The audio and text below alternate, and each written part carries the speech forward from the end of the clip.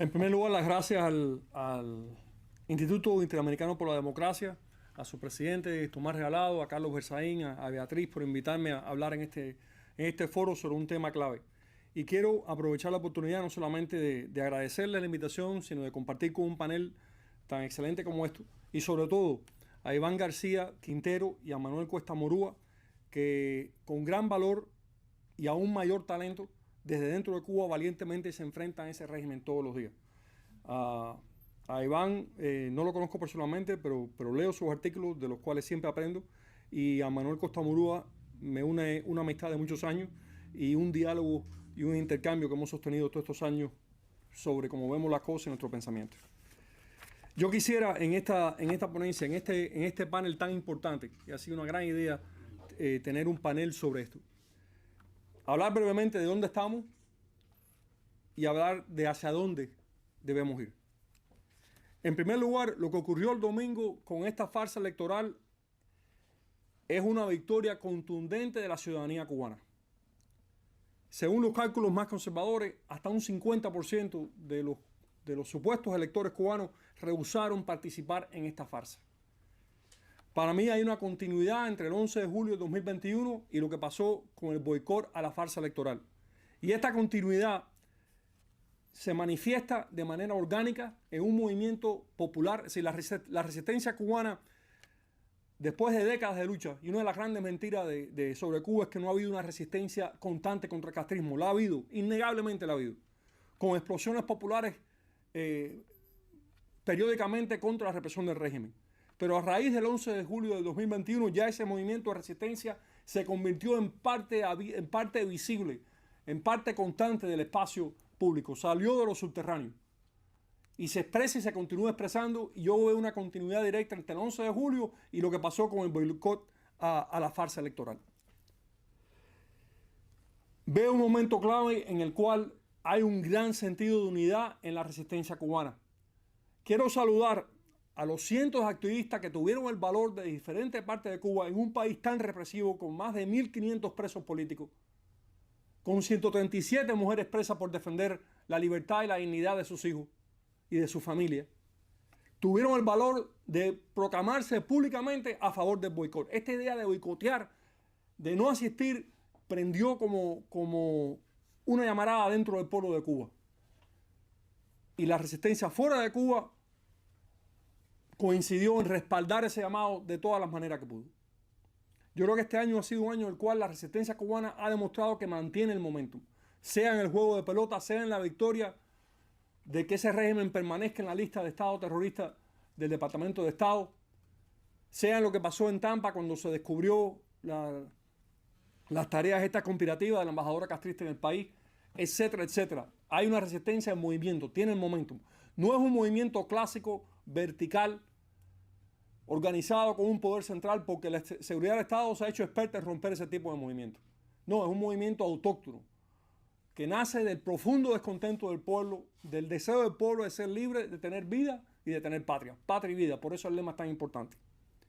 Y este movimiento seguirá teniendo más y más expresiones de rechazo a esa tiranía. El boicot para mí ha sido uno contundente.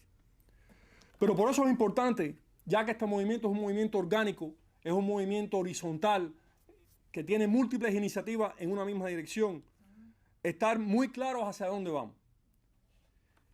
Yo creo que el único camino claro, el mandato que tiene la resistencia del pueblo, es la plena devolución de las libertades y derechos al pueblo de Cuba. Yo sé que para muchos que han disfrutado de libertad y democracia están viendo esto parece lenguaje de kindergarten. Cuba lleva demasiado tiempo bajo dictadura y tiranía. Es el único país latinoamericano con un régimen totalitario de primera generación debidamente constituido. Es más, esto que ellos llaman constitución no es una constitución. El mismo Javier lo señalaba en su presentación. Es un modelo de control totalitario. Porque yo recuerdo Arturo Uslar Pietri, gran pensador. Él señalaba que ninguna dictadura latinoamericana había roto con el modelo republicano. La tiranía castrista sí rompió con el modelo republicano. Dejó de ser referencia para esa dictadura. Y la Constitución o los papeles que ellos han creado para justificar el hecho de su existencia, todos responden a una lógica totalitaria.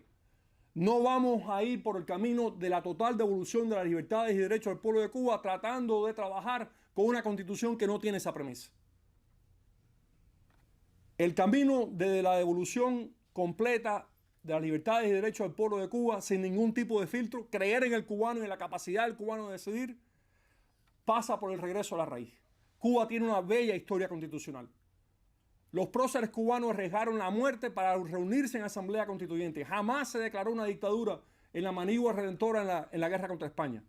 Y las constituciones cubanas de 1901, de 1934, del 35 y finalmente la del 40 son modelos de constitución democrática.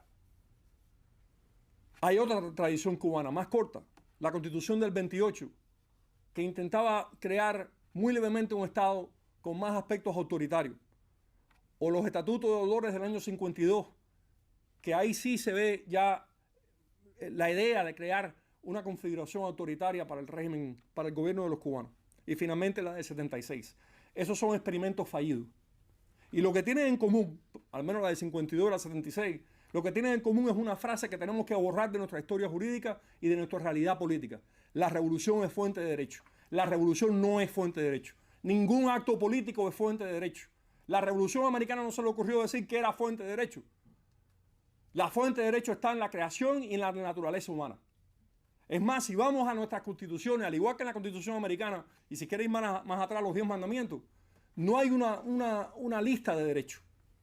Porque se asume que los derechos están inherentes en la persona humana, que el cubano tiene el derecho a decidir. Lo tiene por naturaleza como ser humano, creado por Dios, y lo tiene como parte de su historia, de su identidad. Cuba nace como Estado para proteger los derechos de los cubanos. Primero vienen los derechos de los cubanos. Primero viene la existencia de Cuba como nación. Nación concebida en el derecho. Y fíjense que cada una de las 4 constituciones de la manigua tenía el nombre taíno. Ese camino al derecho natural, que es como se llama, al respeto al derecho natural, es el camino lógico y sensato para los cubanos. Es más, en esta lucha por terminar con este régimen, que va a requerir de un esfuerzo aún superior a todo el que hemos hecho a través de estos 64 años y que va a costar mucho en vidas humanas, lo único noble, lo único lógico es luchar por ese regreso del respeto del gobierno, el que sea, a ese derecho natural. El gobierno se organiza como delegado de ese derecho y para proteger esos derechos. La Constitución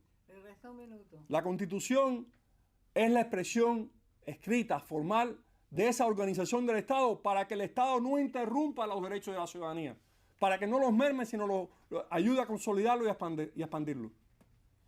Es con ese ánimo, es con esa visión de regresar a nuestra raíz, saltándose al futuro, con el fundamento de respetar el derecho natural, de respetar la libertad individual de los cubanos como único camino lógico de recuperar a Cuba, que hago esta presentación. Y sobre todo recordando lo siguiente, nos ha demostrado el estudio de las transiciones, y me voy a extender un poquito más, nos ha demostrado el estudio de las transiciones que los primeros 2 años de una transición afectan los próximos 30 años de la República.